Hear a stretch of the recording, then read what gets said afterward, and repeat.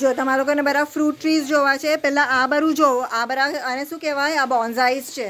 Okay, બોન્ઝાઈ શું હોય કે જે મોટા ટ્રીઝ હોય ને ઘણા વર્ષો જૂના, એને નાના પોટમાં ગ્રો કરેલા છે. હા, આ જો એના ટ્રંકને જો, મોટા ટ્રીઝનું છે ને ટ્રંકને, તો એના સ્મોલ કન્ટેનરમાં ગ્રો કર્યા છે. અને આ ઘણા વર્ષો જીવે છે. મોટા ટ્રીઝ જેમ નેચરમાં જે મોટા ટોલ ટ્રીઝ થાય, પણ આ યા એને નાના કરીને ગ્રો કર્યા છે, તો એને બોન્ઝાઈ કહેવાય. ઓકે, બોન્ઝાઈ એક જાપેનીઝ વર્ડ છે.